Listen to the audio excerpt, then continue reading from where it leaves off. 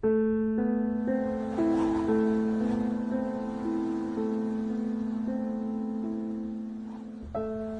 good old English Christmas, Monsieur Poirot, in the depths of the countryside. Logs crackling in the open fire, the Christmas tree, the crackers, the turkey, and of course, the traditional Christmas pudding.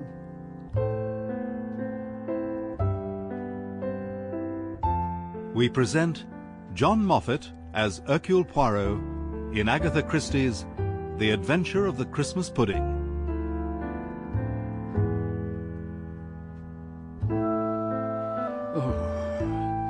I have never cared for the English winter.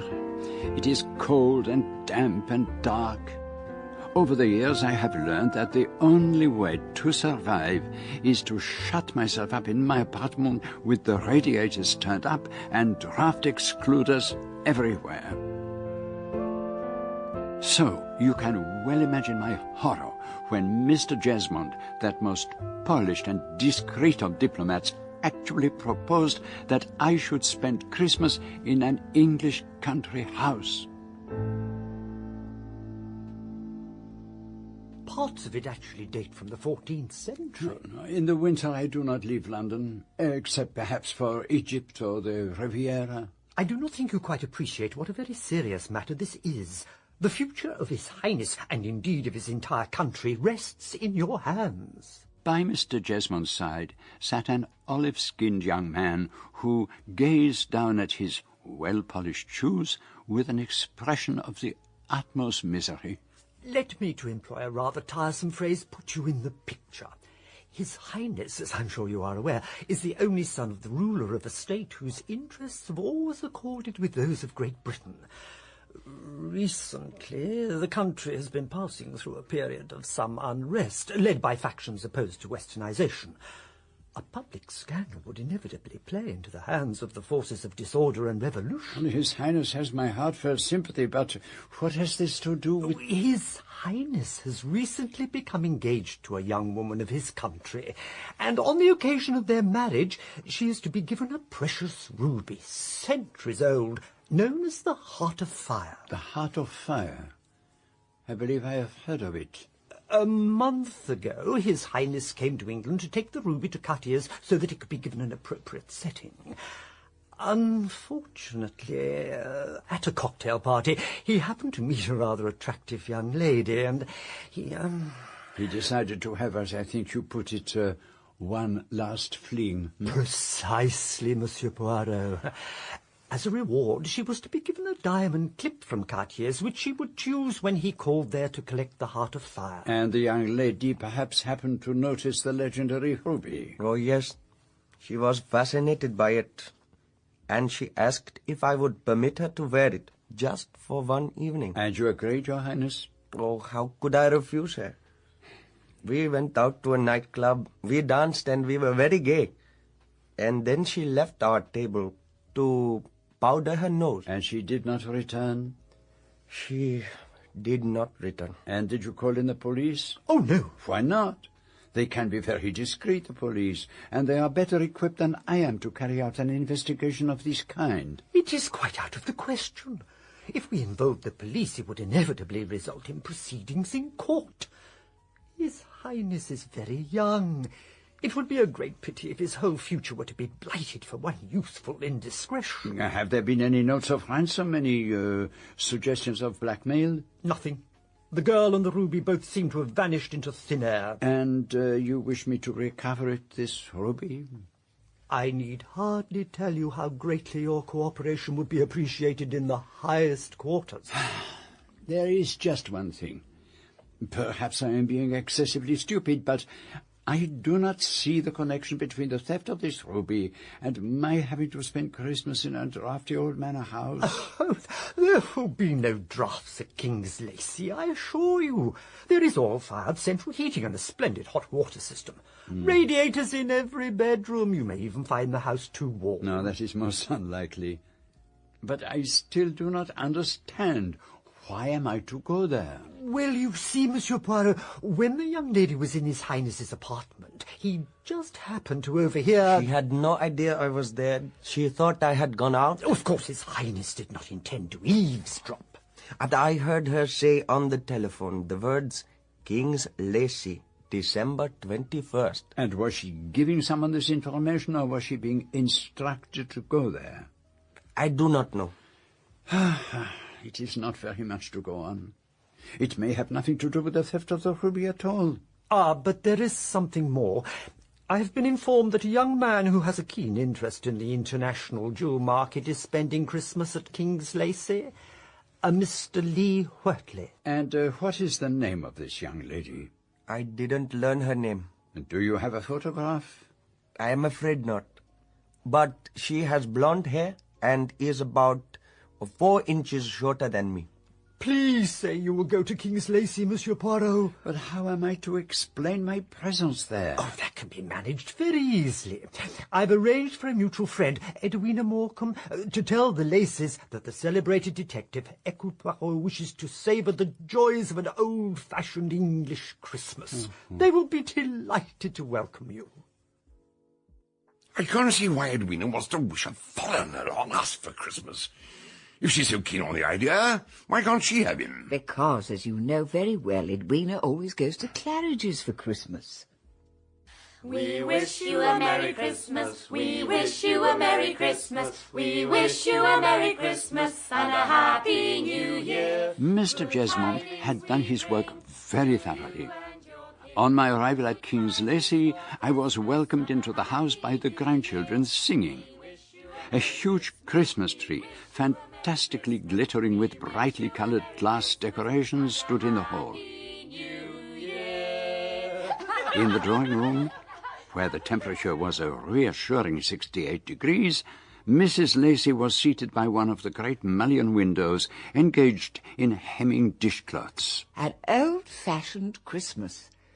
Well, nothing could be more old-fashioned than we are.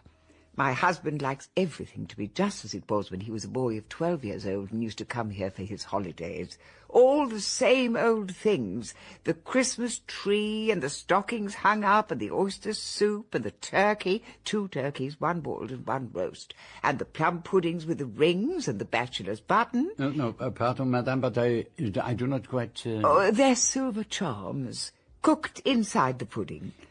Inside the pudding? And we have all the old desserts, of course, the Elvas plums and Carlsbad plums and almonds and raisins and crystallized fruit and ginger. But I'm beginning to sound like a catalogue from Fortnum and Mason. You stimulate my gastronomic juices, madame. And do you have a great many people staying here? Oh, no. It's really only the family. My granddaughter Sarah and my grandson Michael and Bridget, who's my great-niece, and Diana, who's a cousin. The poor girl's a widow and she's only 22. She particularly asked if she could come and stay with us. And there's David Welling, who's an old family friend. Was one of these young women the girl who had stolen the Heart of Fire? Was it perhaps Sarah, who I had already noticed was blonde and rather provocatively attractive? To tell you the truth, Monsieur Poirot, we are having rather a problem with Sarah. I don't know why I should want to tell you about it. After all, you're a complete stranger. And a foreigner. But perhaps that makes it easier, in a way. What is it that troubles you, Mrs. Lacey? Our son was killed in the war, and my daughter-in-law died when Sarah was born, and so the child was brought up by us. Unfortunately, Sarah has got in with what I believe they call the coffee bar set. She won't go to dances and refuses to come out properly or anything of that kind. It is the fashion of the moment, madame. She will grow out of it. Oh, I'm not in the least worried about that sort of thing. But now she's taken up with a man called Desmond Lee Wortley, who really has a very unsavoury reputation. And is she in love with him, do you think? She seems completely spellbound. When she's with him, she appears to have no will of her own at all. And what does he do, this Lee Wortley? I don't really know that he actually does anything. He seems to spend a great deal of his time flying around Europe. He never seems short of money. I have a nasty suspicion that he lives off well-to-do girls. Anyway, he's here now, so... You mean he's actually here in this house? Well, yes. You see, Sarah hasn't spent Christmas here for a year or two. She's always gone off to stay with some friend or other. But this year, just over a week ago, she suddenly turned up, quite without warning. And she said she wanted this Lee Wortley here, too. She was quite adamant about it. Horace was set against his coming, of course, but I said, no, let's have him down here for Christmas. Let her see him in our atmosphere and our house, and we'll be ever so nice to him. And perhaps he'll seem less interesting to her. And has it succeeded, your little stratagem? Not so far. She seems more under his spell than ever. And I must confess I can certainly feel the attraction and see what Sarah sees in him. And he does have some good points. And what may they be, madame? Well, he asked if he might bring his sister down here. She's recovering from an operation, and he said it was a shame her having to spend Christmas in a nursing home. I do think that was rather nice of him, don't you, Monsieur Poirot? It shows a concern that sounds almost out of character. What is she like, this sister of his? It's hard to say. We haven't seen that much of her. Unfortunately, she had a relapse of some sort the other night, and she's been keeping to her room ever since. And her brother's been so good to her, carrying trays up to her and all that sort of thing.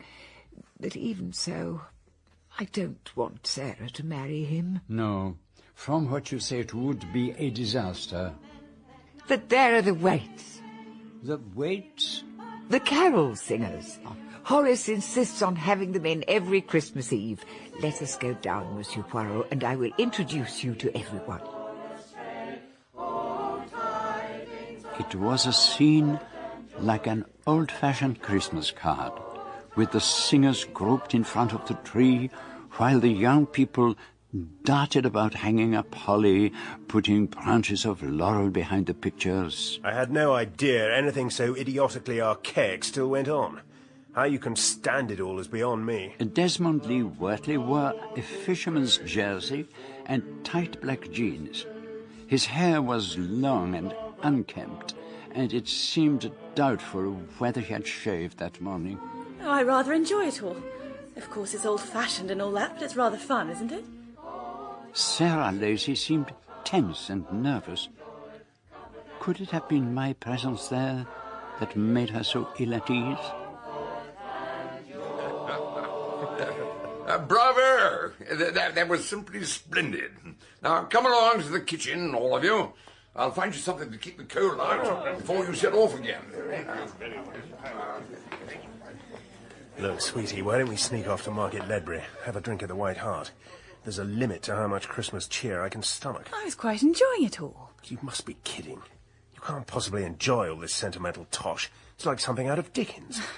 Yes, I suppose it is rather childish of me. We'll go, if you like. I do like. I'll go and get the car. You don't mind, do you, Em? No, of course not, dear. And you do like Desmond, don't you? I'm sure he's really very nice. Grandfather doesn't like him. Well, you could hardly expect him to, could you? But I dare say he'll come round when he gets used to the idea. Well, I don't care what Grandfather thinks or says. I shall get married to Desmond whenever I like. I know, dear, I know. But do try to be realistic about it. Your grandfather could cause a lot of trouble, you know. It doesn't matter if he cuts me off without a penny. Desmond's got pots of money. I wasn't thinking that. You're not of age for another year. But I expect Horace will have come round by then. I'll do my best to hold out. You are on my side, aren't you? I only want you to be happy. But here's Mr. Lee Wortley with a car. I rather like those very tight trousers young men wear nowadays. They look so smart. Only, of course, it does rather emphasize knock-knees. I went up to my room to change for dinner, and then I heard the sound of an aeroplane flying low overhead. There must be an airfield somewhere close by. The Laceys had very kindly arranged for a telephone to be put at my disposal.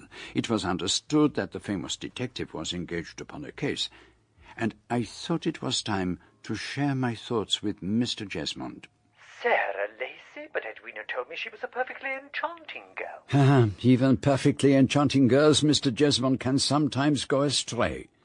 She seems completely infatuated with this Lee Wortley, and I understand she works for one of the London embassies. It would have been very possible for her to make the acquaintance of the prince. Even so, And there is the fact that the girl came down here completely without warning, almost immediately after the ruby was stolen. But I don't... Could you not obtain a photograph of Miss Lacey and show it to the prince? That is out of the question, I'm afraid.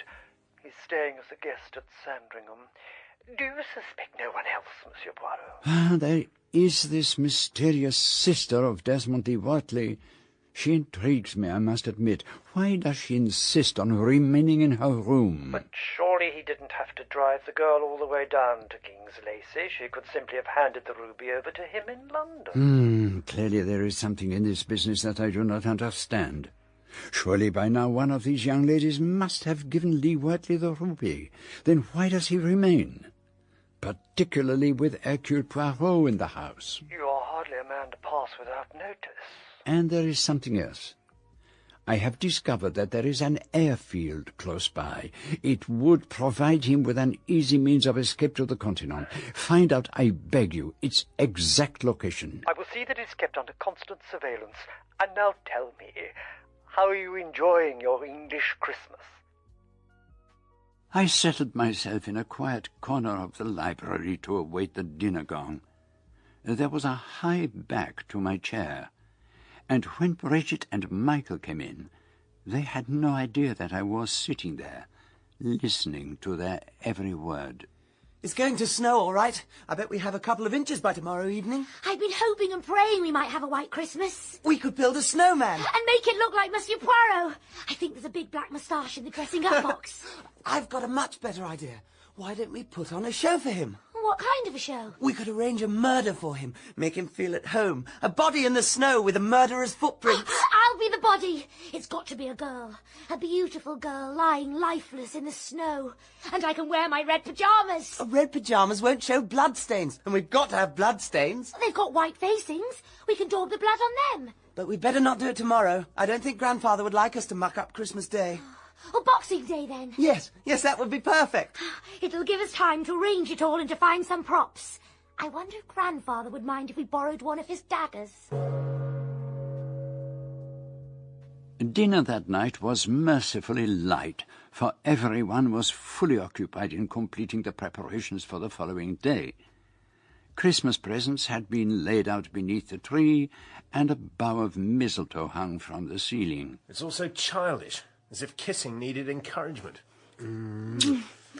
Now, who's going to brave the snow and attend midnight mass? Well, don't look at me, Mrs. Lacey. I can't imagine anything more tedious.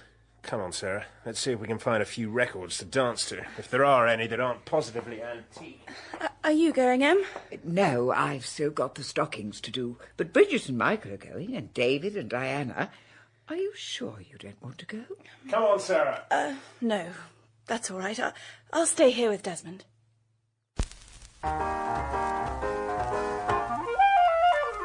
Midnight mass? What a thing to call it. Bit popish, if you ask me. Really, Horace? Huh? Oh, yes, of course. Oh, yeah, I quite forgot. Yes. Pardonnez-moi, Mr. Poirot. It does not matter in the least, Colonel. Oh, Matins is good enough for anybody, I would say. Proper Sunday morning service. Hark the herald angels sing, and all that. Yes, my dear, that's what we do. But the young ones enjoy the midnight service. I think they find it rather exciting. Well, Sarah, that fellow of hers weren't at all excited at the prospect. Well, there I think you're quite wrong, Horace. Sarah really did want to go, but she didn't want to say so. Beats me why she cares what he wants. When she's with him, she seems to have no mind of her own. I hope they won't keep that frightful racket going on all night. It was time to retire. My bedroom was well provided with radiators, and my bed was, of course, a four-poster. A note was lying on the pillow. Don't eat none of the plum pudding. One who wishes you well. Oh, how very unexpected. A very happy Christmas to us all. Happy Christmas!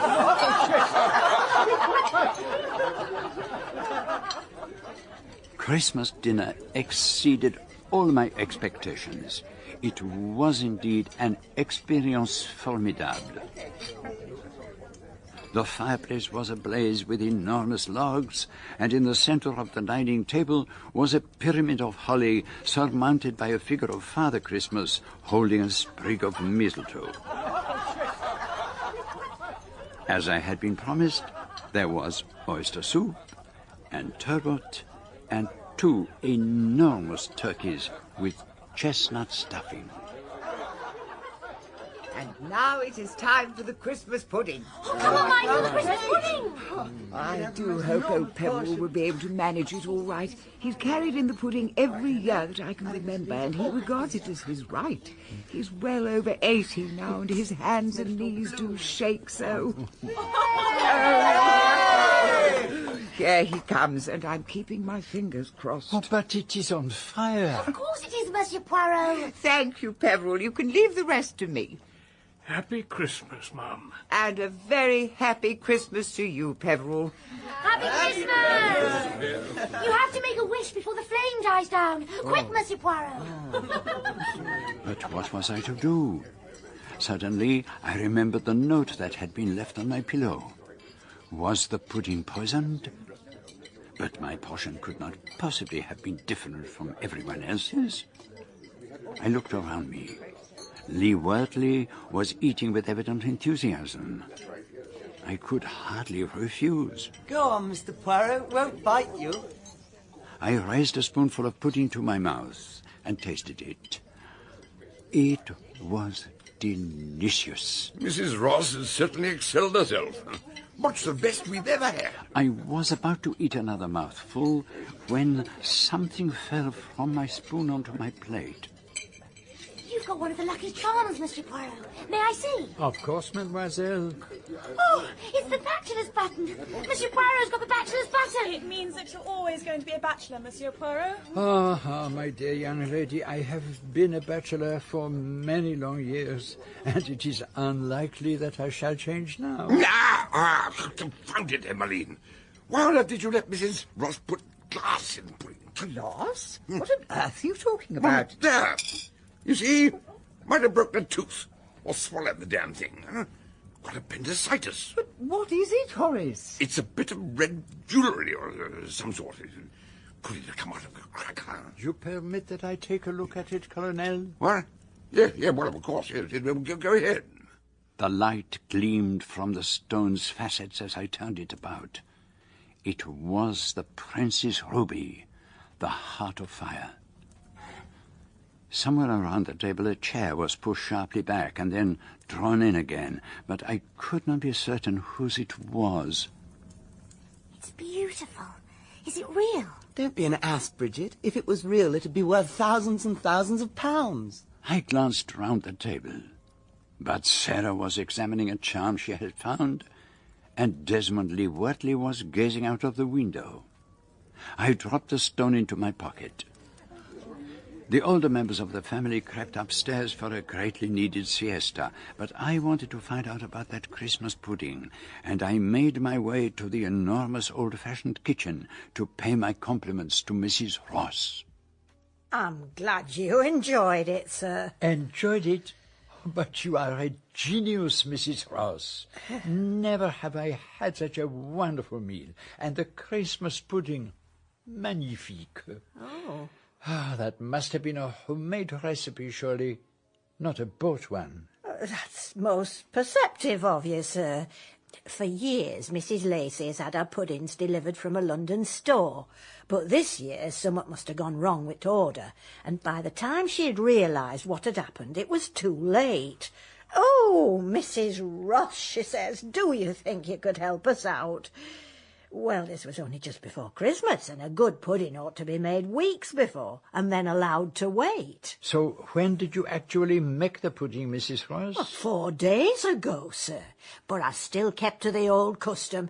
Everyone in the house had to have a stir at pudding and make a wish. And so they all came into your kitchen? Oh, yes. Master Michael and Miss Bridget and Miss Sarah and Mr. Welling and Miss Diana and Miss Lee Wortley all had a stir and a wish. Miss Lee Wortley? Mm-hmm. And what about her brother, who does not care for the old Christmas customs? Did he stir the pudding? Oh, no, sir, he wasn't here. He didn't come down till following day. But I understood that he had driven his sister down here. Oh, no, sir. She came in a chauffeur-driven car, all wrapped up, she was. Oh. She seemed all right first day or two she was down here, but the moment Mr. Lee Wortley arrived, she took bad again, and she's been confined to her room ever since, with him waiting on her hand and foot. Got up too soon after her operation, I expect. What kind of girl is she? Does she resemble her brother? Not as far as I could tell, sir. Her hair was all dark and lifeless looking, and she wore lots of makeup. I suppose she was trying to cover up that she still looked so poorly. And do you make just the one pudding, Mrs. Ross? Oh, no, sir. I always make 4. 2 large ones and 2 smaller ones. The other large one I planned to serve on New Year's Day, but as it happened, that was the one we had for Christmas dinner. Oh, and why was that, Mrs. Ross? Well, sir, we have a special Christmas mould, a china one with holly and mistletoe on top, and Mrs. Lacey wanted to have Christmas Day pudding boiled in that. But when Annie was getting it down from Chelfant larder, she slipped and dropped it, and it shattered. Well, I couldn't serve that, could I? So we had to have New Year pudding instead. How very interesting. Now, you will permit me to give you a little acknowledgement of my appreciation? Oh, well, that's very generous of you, sir. And I wish you a very happy Christmas and a prosperous New Year.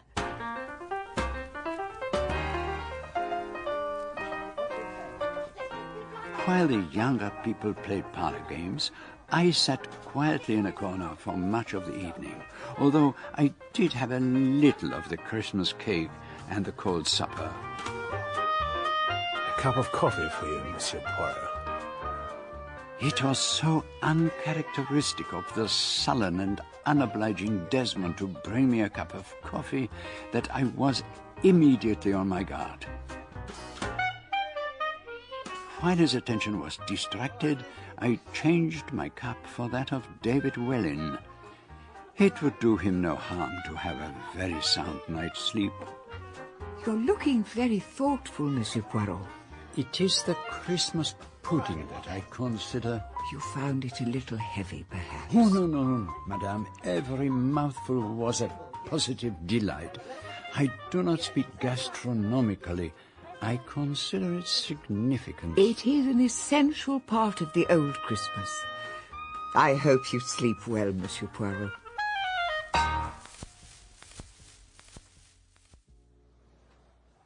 But I did not go to sleep. I retired to bed and waited. It was not until 2 o'clock that the door of my room opened very gently and a figure crept in. But it was not Desmond Lee Wortley. It was a woman. I could not see her face, but I could recognize her perfume. It was the scent that Sarah Lacey had worn that evening. She came up to the bed. I snored very gently, and she seemed satisfied.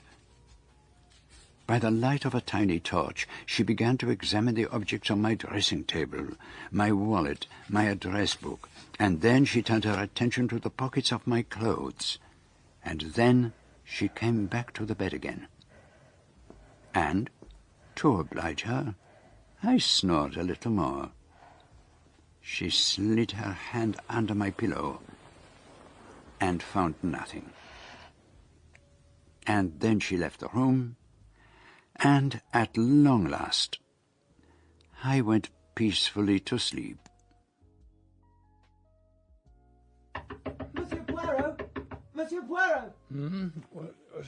Monsieur Poirot! What is it? Come in. Is it the early tea? No, it's me, Michael. Oh? So, what is the matter?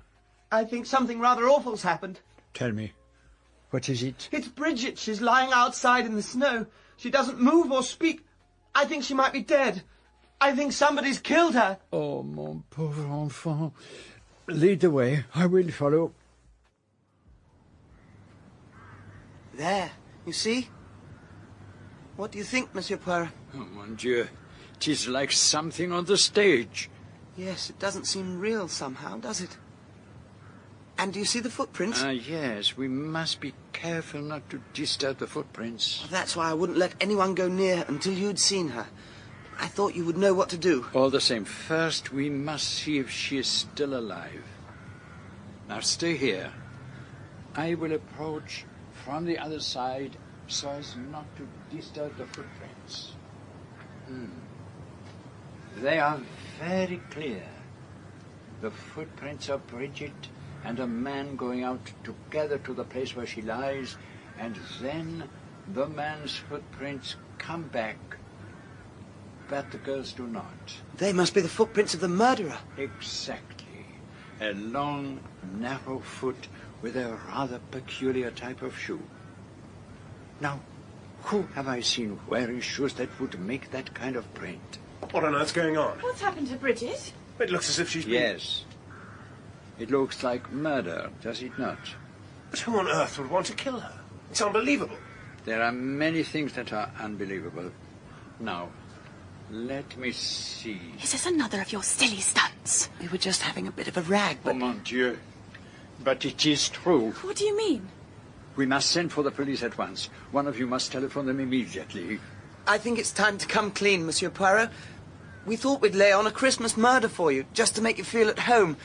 I hope you're not angry, sir. Come on, Bridget. The game's up. You must be half frozen to death already. She does not seem to hear you.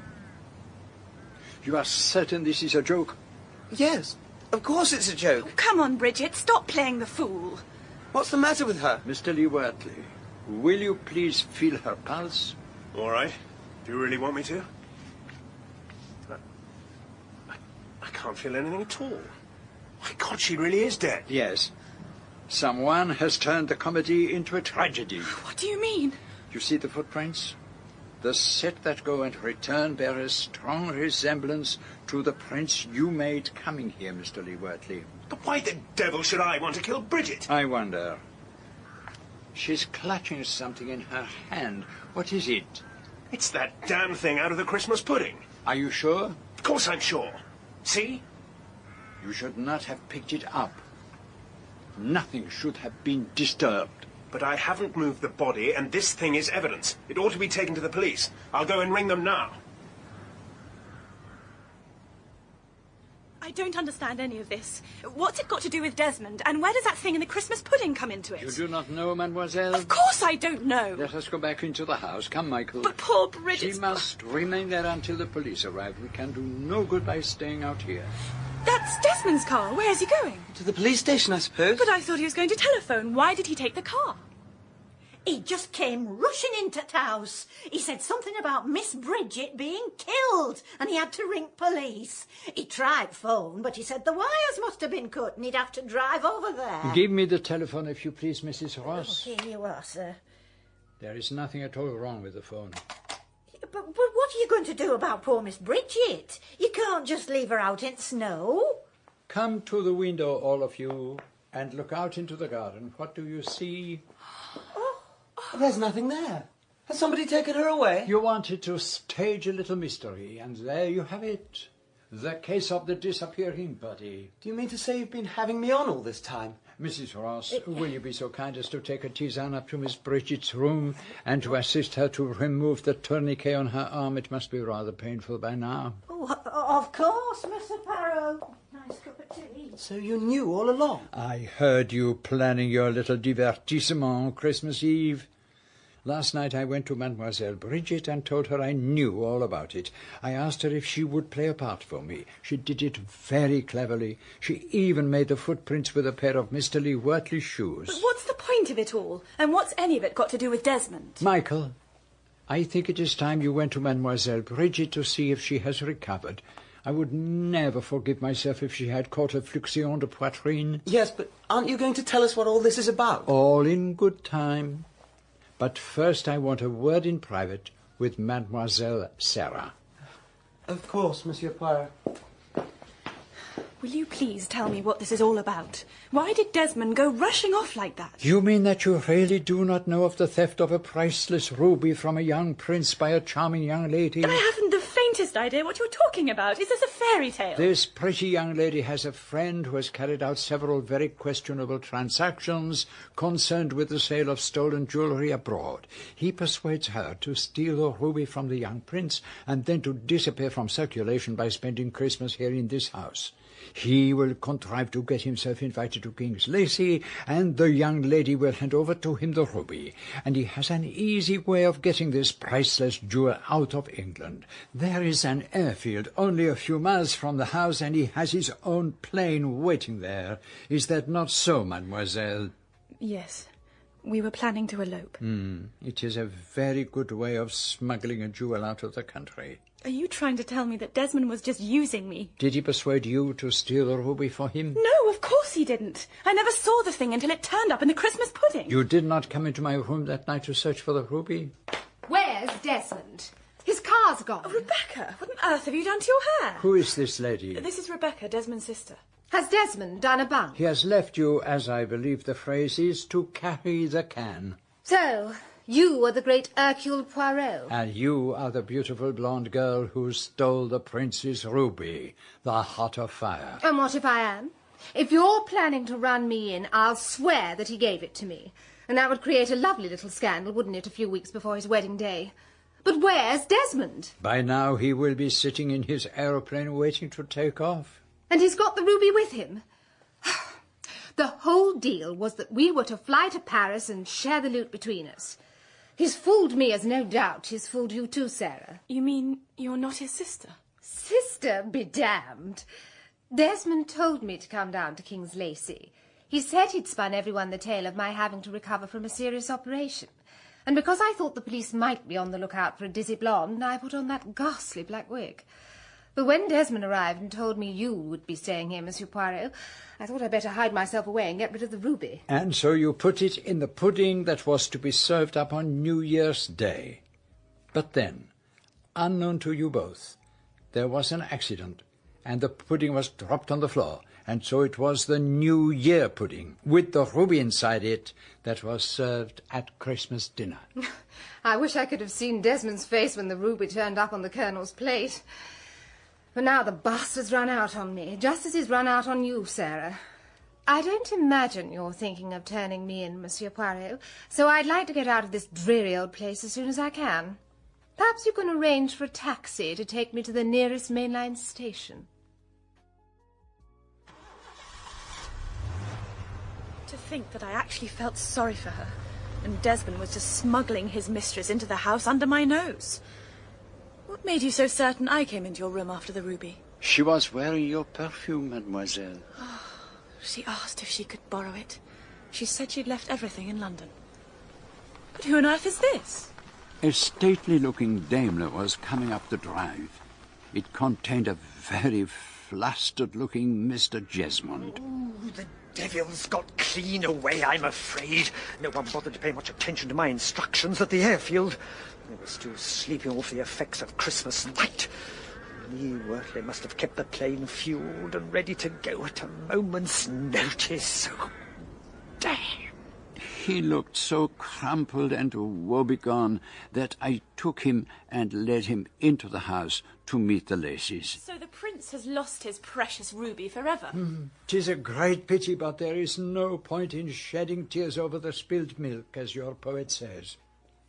And now, if the Lacey family will permit, I would like to give Mr. Jesmond a little present from the Christmas tree. Of course, Monsieur Poirot. Oh, go ahead, dear fellow. Here, Mr. Jesmond.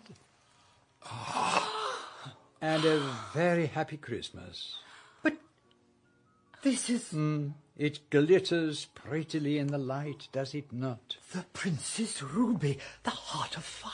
You mean to say it's been hanging there on the Christmas tree all along? Where better to hide it than among all the glass decorations? I knew that Mr. Lee Wortley would never dream of looking there. But what about the one he grabbed out of my hand when I was lying there in the snow? It was a paste replica, mademoiselle. I fancy Mr. Lee Wortley will have quite an unpleasant surprise when he tries to sell it in Paris. I bet he will. And so, the prince can return home with the ruby without fear of scandal. We are all greatly in your debt, Monsieur Poirot. A major scandal has been averted. So all ends well. Except for me. Oh, no, Sarah. You should congratulate yourself on a very narrow escape. I'm so sorry, Em. I nearly mucked up your party. No, I'm just grateful we've seen the last of that frightful chap. I knew he was a bad egg when he started carrying on about Christmas. But there remains one mystery to be resolved. Could you tell me which of the maids is responsible for making my bed, Mrs. Lacey? Oh, that would be Annie Bates. I would like to have a word with her, if you permit. I think you'll find her in the scullery, Monsieur Poirot. Don't eat none of the Christmas pudding. Did you write that, Annie? I didn't mean no harm, sir. Really, I didn't. Of course you did not, my enfant. But why did you write it? Well, it were Mr. Lee Wortley and his sister. Not that she were his sister, I'm sure. I was in his bathroom, taking in new towels, and I couldn't help hearing what they were saying. This Poirot fellow is bad news, he says. We've got to do something about him. And then he says very quietly, "Where did you put it?" And she says, "In the pudding." And my heart gave such a leap I thought it would stop beating. I was sure they were going to poison you by putting something in the pudding. So I had the idea of writing a note to you and leaving it on your pillow where you'd find it when you went to bed. I hope I did the right thing, sir. And to think I actually believed that you'd come down here to experience an old English Christmas. But I suppose the detective is never really off duty. Alas, madame, that is unfortunately true. But my stay here has nevertheless brought about a wonderful transformation. I used to be like your Scrooge and say that Christmas was all humbug. And now? Now? I think I could make a habit of it. Then you must come again next year. We can play all the old Christmas games. Hunt the Slipper, Don Crambo, Snapdragon, and we could have recitations. And M's speciality is Christmas Day in the workhouse. I do a magnificent wreck of the Hesperus. I shall look forward to it. But please, if you would be so kind. What, my dear fellow? Let Mrs. Ross do the pudding. I cannot imagine Christmas without it.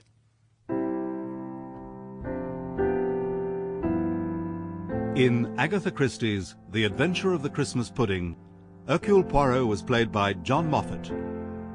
Colonel Lacey, Donald Sinden. Mrs. Lacey, Sian Phillips. Mr. Jesmond, Murray Melvin. Sarah Lacey, Alice Hart. Desmond Lee Wortley, Robert Portal. Bridget, Annabel Dowler. Michael, Ivan Meredith. Rebecca, Angela Sims. Mrs. Ross, Elizabeth Proud.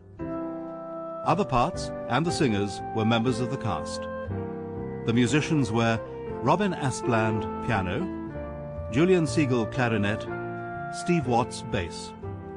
The drums were played by Tom Smale, who also arranged and directed the music.